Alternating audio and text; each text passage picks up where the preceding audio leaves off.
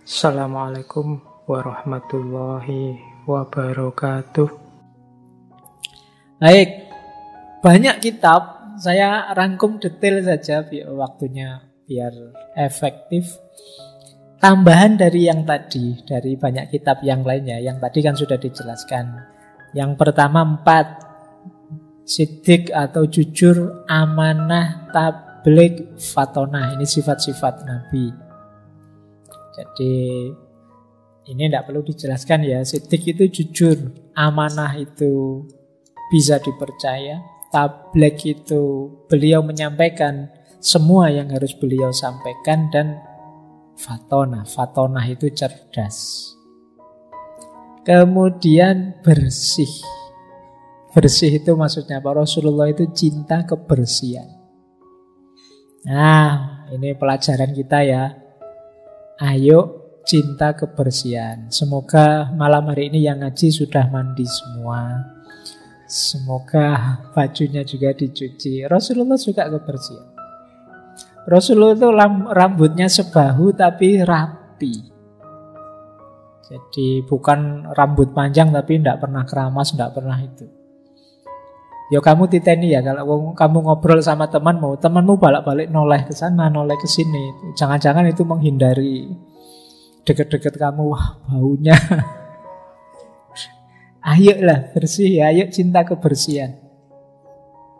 Rasulullah sangat gemar kebersihan, gemar ibadah itu pasti. Kemudian zuhud. Nah, kemarin kita belajar asketisme. Rasulullah sudah mencontohkan itu. Nanti ada penjelasannya seperti apa gaya sederhana asketiknya Rasulullah.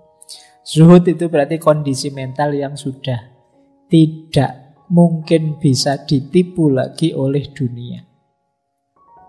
Itu berarti orang yang zuhud. Kemudian beliau ini problem solver. Ada masalah apapun, para sahabat datang, beliau memberi solusi. Ini problem solver namanya. Kalau kita ingin mengikuti sunnahnya Rasulullah, ya ayo jadi manusia yang problem solver. Problem solver itu yang memberi solusi, bukan part of the problem, bukan kita yang masalah. Apalagi troublemaker, gawe perkara, gawe masalah. Ya kalau bisa kehadiran kita, begitu kita hadir ada masalah selesai. Itu namanya problem solver. Ayo latihan seperti itu. Kemudian living Quran. Kalau ada yang tanya, Rasulullah itu akhlaknya gimana sih? Istri beliau, Sayyidah Aisyah, bilangnya Rasulullah itu ya khuluquhul Quran, akhlaknya Quran. Jadi beliau ini Al-Quran yang hidup.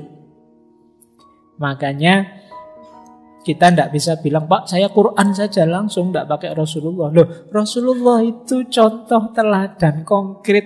Seperti itulah menghidupkan Al-Quran. Jadi karena beliau living Quran. Jadi sekarang kan ada mata kuliah di kampus jurusan tafsir itu yang judulnya living Quran.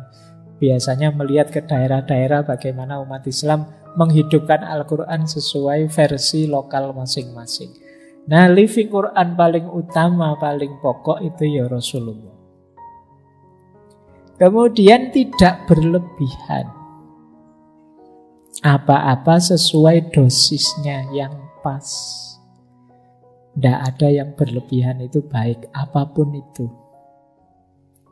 Nanti ada banyak cerita tentang bagaimana Rasulullah itu sebenarnya hidupnya sangat, kalau pakai bahasa hari ini ya, yang sering diseminarkan, sangat moderat. Karena memang hakikatnya Islam itu moderat. Agama kita itu seimbang, ya duniawi ya ukhrawi. Jadi tidak ada praktek penyiksaan diri, tapi juga tidak ada terlalu dekat dengan dunia. Imbang, harmonis. Kemudian tadi menggembirakan. Tadi sudah dijelaskan. Terus pemalu. Jadi Rasulullah itu di banyak kitab disebut pemalu.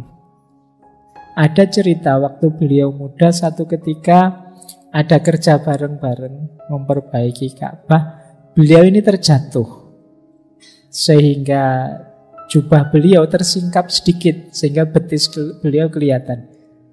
Tapi setelah itu beliau malunya luar biasa.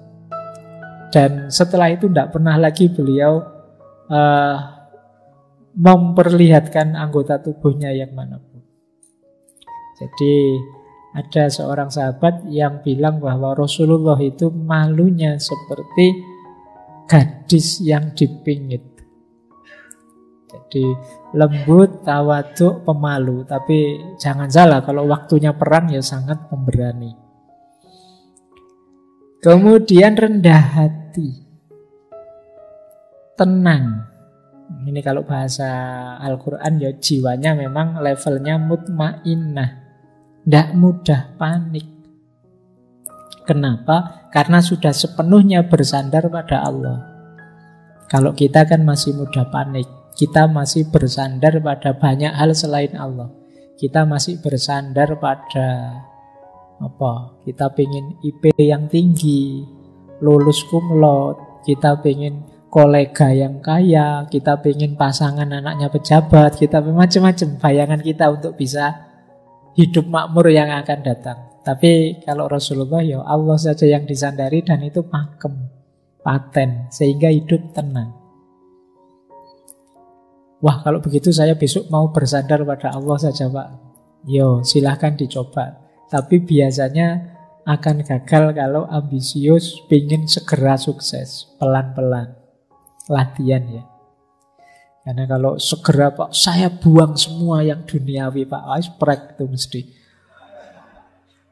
Ya pelan-pelan. Wong yo, kalau dari sangat cinta itu kan tidak bisa tiba-tiba dicerai, dipisah begitu saja. Pelan-pelan. Biar latihan tenang. Tenang itu kan tidak bisa, bukan urusan diomongkan saya tenang, tapi batin kita memang tenang. Saya punya teman dulu di pondok. Malam-malam ke kamar kecil. Dia ini penakut, tapi gayanya kayak tidak penakut. Nah, pas di dalam ada angin, pintu kamar kecilnya bunyi brak. Wah, dia teriak-teriak, saya tidak takut. Saya tidak takut. Teriaknya saya tidak takut, tapi teriak saya tidak takut itu menunjukkan sedang ketakutan dia. Nah, jadi takut tidak takut, ketenangan tidak bisa dilihat dari omongan. Jadi saya tenang kok, Pak, saya tidak apa-apa kok, Pak, saya perilakumu itu bisa membuktikan kamu tidak tenang dan kamu apa-apa sebenarnya. Ya, makanya yang ambisius pengen langsung, enggak, ya pelan-pelan, Pak.